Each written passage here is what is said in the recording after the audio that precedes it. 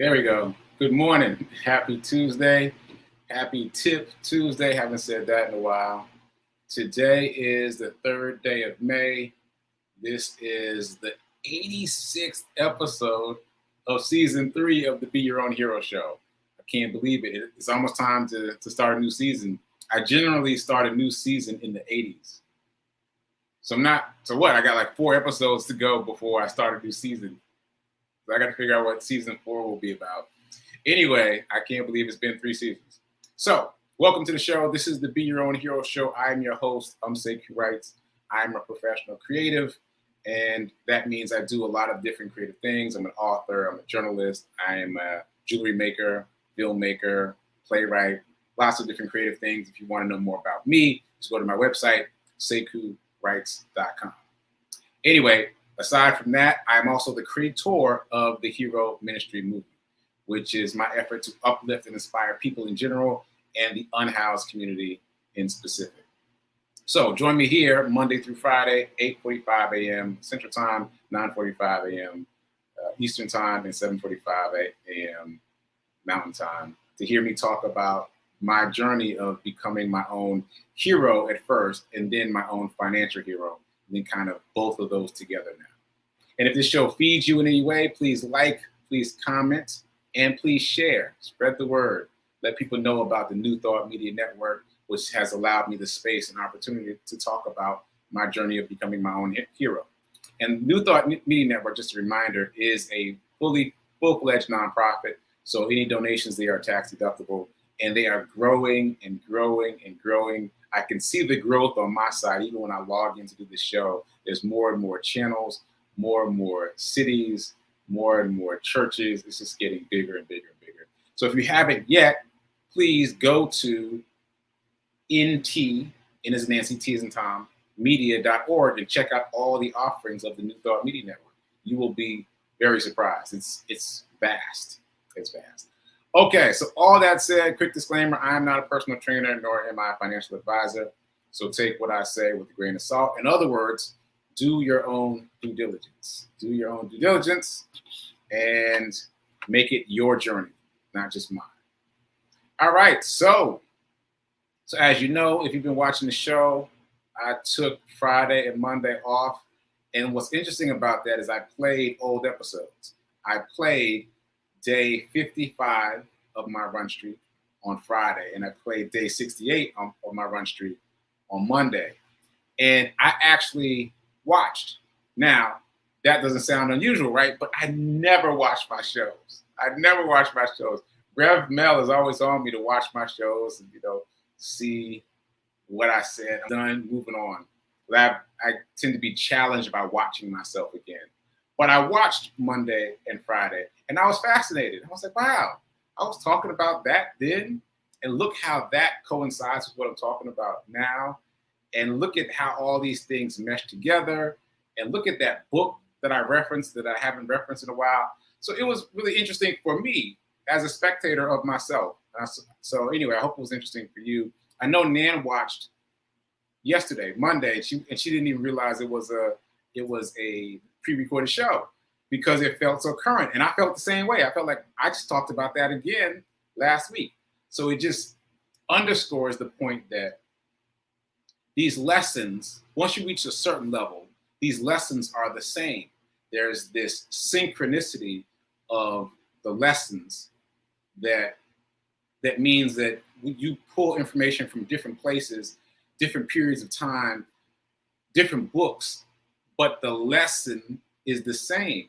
And that lets you know that there is truth, like there is undergirding of truth, like there is a path to walk, to follow, to be, that is the path. And that is groundbreaking to me because as I've thought about it previously, I thought, there's a million different ways to get there. Yeah, not so much. Not so much. If you're interested in success, if you're interested in creating a grand financial present tense for your life, then there are certain steps you should follow because these are the steps that keep showing up in all these different texts from all these different thought leaders. rephrased, but the same things. So there is actually a way. So that's what that reminded me of. Watching my own 2 episodes on my repeats of day 55 and day 68 reminded me that there is a path. And so I encourage all of us to remember that there is a path, and we got to find out as much as we can about the path to our greatness. Okay, so that said, what do I want to talk about first? I guess I'll do the run streak. So today is day 337. 337. I've been running every day, at least a mile a day for 337 days in a row. And so many things, so many things. I am now claiming I'm now claiming 3 run streakers. I'm now claiming that I have influenced 3 run streakers. You saw me, if you watched the show, you saw me play a video from one of them here as best I could. And she mentioned me by name. So clear shout out from her to me for influencing her to become a run streaker, which means to run every day, at least a mile a day. And also there are 2 other people in my circle that I'm claiming also. I know I may only be a partial influence, but I'm claiming them. Anyway, one of them, the most recent one, asked me this weekend how I run in the rain. And I got stumped because no one's asked me that before. People have acknowledged that I run in the rain. Nan has even run in the rain based on the fact that I run in the rain, right? But no one's asked me how. How do you do that? And so I really spent a lot of time thinking about it this weekend, and I'm going to try to keep my answer concise, but I think it's worth mentioning, both for you and for me to further ground myself in the why, and for you to get some examples about how this might work in your life, whether it's for running or not. So I came up with 3 things, I think. So the first is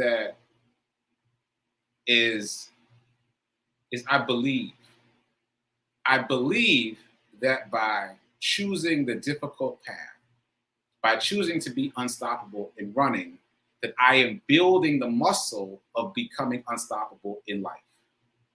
So I'm going to say that again. I believe that by choosing to be unstoppable in running, I am building the muscle of being unstoppable in life. So that's my belief.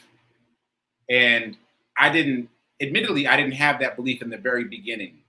That's a belief that has evolved over time, but I believe that to be true, that the habit of pushing past whatever obstacles there are is a habit that is transferable, that will serve you in other areas, even if you don't intentionally think about it. So I believe that. So that's one answer. Another, well, you know what? That felt satisfying. I might be complete with that. I might circle back and say some other things, but that feels complete. That's not what I started with. That's not what I had in my mind when I first started running through inclement weather, not just rain, but also snow, sleet, tornadoes, hurricanes, mud, whatever. But that's where I got to. I believe that choosing the difficult path consistently will bleed into the other areas of my life and make me more unstoppable in the other areas of my life. Yeah, all right, I'm complete with that for now, but I may circle back because you heard me say I had 3 answers, so I may circle back to the other 2. Moving on. All right, so as I say, I'm claiming 3 run streakers as being influenced by me. Moving on. As you know, I've been raising money for Brown Boys Read. I'm very excited to be doing that work, and I played a video from Demetrius Short, the creator of that program, last week. I don't see it here. I must have taken it down. So I'll replay that again later in the week just so you can hear it from his own words. But that said, shout out to Nan for being the most recent person to donate. I appreciate you. So we're now at about 39% completion. And I wanted to do this to make it more clear. This is the website that I created that will take people straight to the GoFundMe. So it was a little confusing before. This, I hope, makes it much more clear. Just go to herocharityrun.com. That will take you directly to where you need to be to donate to Brown Boys Read. And they had a graduation ceremony recently, and lots of kids who were very proud getting their diplomas and having run their first 5K as kids is just amazing. So anyway, please donate, please donate, please donate. The link is herocharityrun.com.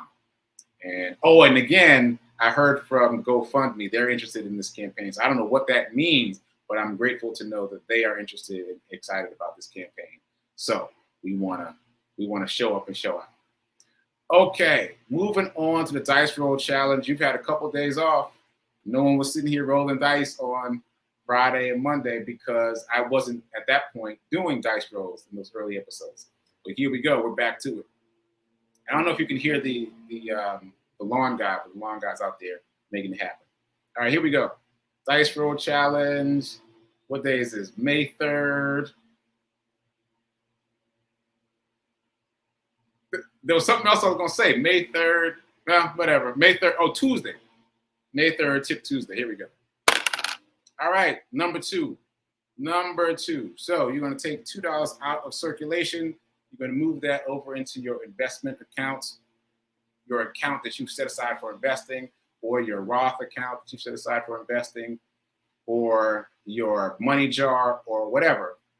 But take $2 out of circulation because you want to accumulate money that you can use to invest. It's very important that you accumulate money that you can use to invest because you must invest, which we'll get to in a second. All right, so Morning Zen. I'm going to read this first. Because you'll never guess where I got it. Now, I've said just recently that this show for me has become about financial literacy and abundance for artists, which I can speak very well to that, and retirees. Now, here is a quote that will kind of tie this together for me. All right, back to reading from the Kindle app on my phone. Here's the quote. Freedom is great. All of us seem to naturally want it, strive for it, even crave it. But that doesn't mean that we have the appropriate psychological resources to operate effectively in an environment that has few, if any, boundaries. Let me read it again. Freedom is great. All of us seem to naturally want it, strive for it, even crave it. But that doesn't mean that we have the appropriate psychological resources to operate effectively in an environment that has few, if any, boundaries. What are we talking about? We're talking about time. Actually, we're talking about time and money. There's so many ways to apply this. So this book, believe it or not, is not by Jay Shetty or Tony Robbins or Les Brown or any of the thought leaders of the world. This book that I'm reading from is a book about how to trade the stock market. Yeah, this is a book about how to trade the stock market. Back to my earlier point in this show about how all of these paths lead to the same truths over and over again. So anyway, back to the quote. So I said we're talking about time and also abundance and wealth. In terms of time, our most precious, our most valuable resource is time, especially as artists, especially as retirees. We have an abundance of time. Now, I was listening to a podcast about trading over the weekend, and I caught this phrase. Two traders were talking to each other, and one of them said, well, if you're time poor, then you might want to do this. Time poor. I never even heard that phrase before. Time poor. And you can figure out what it means just by the context. So I'm saying that artists and retirees are very time rich. Very time rich. We have an abundance of the most precious resource there is. The thing is, we, artists and retirees, spend way more time being concerned about wasting money versus wasting time. Money, you can always get back. How many stories have we heard about multimillionaires that lost it all and got it all back? You can always get money back. You can always create wealth, but you can't get time back. Not ever. Not ever. That is by far the more precious resource, and it is by far the thing that we waste more of. So as time-rich groups, artists and retirees, I'm imploring all of us to be cognizant of the time that we waste. Because if you're not using some of your wealth of time to apply towards changing your life circumstances, to apply towards changing your financial circumstances, then you're losing. Don't lose. Apply some of that time, some of that wealth to things that will change your life. Because again, back to the conversation between the two stockbrokers, they were talking about trade. They were talking about somebody being time poor, where they don't have any time. They're just trying to make the best of what little bit of time they can get to move forward. Well, we have an abundance of time, so much so that it tends to be challenging. What did it say? We may not have the psychological resources to operate effectively in an environment that has few, if any, boundaries. See, I know that artists and retirees have experienced this quite a bit. Like when you become a full-time artist or when you become a retiree, all of a sudden there's so much time and there's no structure. There's zero structure. There's nothing telling you to do something at a certain time. Like you don't have to get up at a certain time. You have to go to work at a certain time. And you end up keeping odd hours, especially artists. We keep odd hours for no reason, except that there's no time constraints around us. And I remember a quick story before I get back on track. I remember I was delivering a bracelet that I made to a lawyer during the pandemic, and she had been at home for 2 days.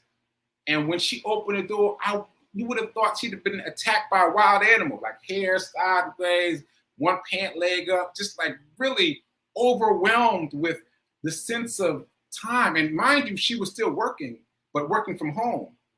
There is actually a skill set to develop. That's what this made me realize. There's a skill set to develop in terms of managing the abundance of time as an artist or as a retiree. You gotta come up with a plan because it's so much time. You got an abundance of time, right?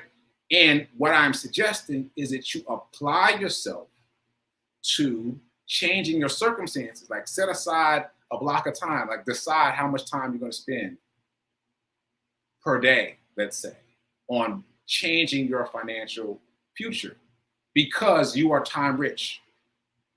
Okay, I spent way more time talking about that than I meant to, but I feel it as you can tell, because I've been an artist for a long time, and it is challenging sometimes managing the abundance of time, not having a specific thing to do at a specific time. So give yourself a specific thing to do at a specific time, and make sure that you give yourself something to do every day that has to do with changing your financial future, because a little bit every day adds up. All right, moving on. Okay, so this will take us right into abundance, and I got to pick up the pace a little bit, so we're only going to do the abundance, the affirmation. We're only going to do it once. So do it with feeling. Make sure you feel it in your bones. Here it is. I am so happy and grateful to be a multi-millionaire in every area of my life. Ashe and amen. You got to feel it. And here's my reminder: if you only spend, you'll stay poor. If you only spend, you'll stay poor. If you only save, you'll stay middle class. In order to become wealthy, you must invest. It's not optional. That takes us all the way back to the dice roll challenge. That's why we're setting aside little small coffee-sized amounts of money to invest later, because you must invest to change your financial circumstances, and you must make proper use of your time. Okay, so we talked about SAMs a lot last week, and there's a few things I want to say. Okay, so in terms of SAMs, this is what really occurred to me. And for those of you just joining us, yes, I am talking about Sam's Club, the store. It doesn't really matter what the store is. If you walk into any store and you buy something, whatever you're buying will depreciate in value. It's going to depreciate. And whatever you're buying will slowly increase in price because of inflation. And the dollars that you're buying said thing with will slowly water themselves down because of inflation. The value of the dollar is slowly being diluted. So we got three things that are guaranteed. What you buy is going to depreciate. The prices of what you buy are slowly going to increase. And the value of the money that you spend is slowly going to decrease. So that's That's a guaranteed setup, right? That you can't win in that environment. Like those things are guaranteed. Inflation is guaranteed, right? So when you think about it that way, doesn't it make sense to have some money in the stock market where at least you've got a chance to win? Because consumerism, you've got zero chance to win. You've got zero chance. I'm just going to say it one more time. Whatever you buy is going to depreciate. The prices are going to steadily increase, and the valuation of your dollars in your pocket are slowly going to decrease. It's a setup. You got to invest. You got to invest. And we're talking about investing in the stock market. Okay, so quick thing. In terms of investing in the stock market, it's a longer time horizon than most of us think. I say that because I've gotten a few text messages recently where people were worried about the fact that some of the stocks that we've talked about on the show are down. Yeah, don't worry about that. I know it's easy to say, but don't worry about it because the time horizon for investing in the stock market is long. We're talking 3 to 5 years, 10 years, really. We're talking about a decade.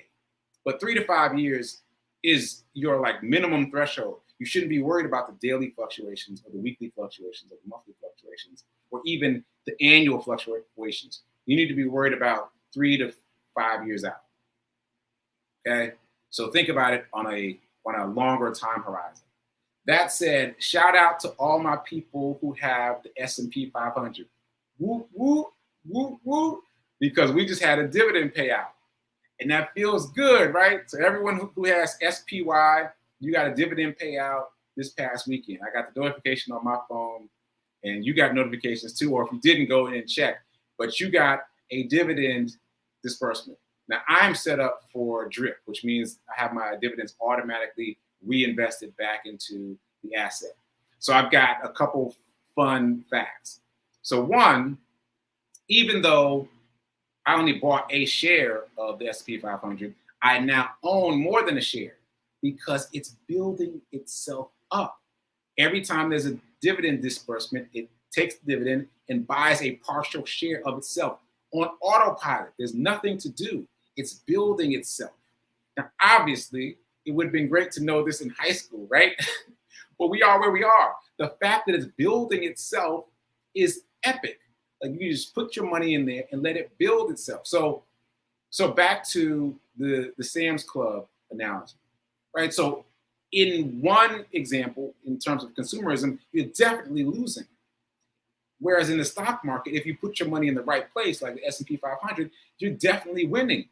And it just takes time. It takes time. It takes time. It keeps building on itself. So the disbursement was about a little bit less than $1.50, which is not a lot of money. But if you walked out your house today and somebody handed you $1.50, would you say no? Of course not. It's free money. And this is your money paying you. Hear that again. This is your money paying you. Every 3 months, your money hands you a little less than $1.50.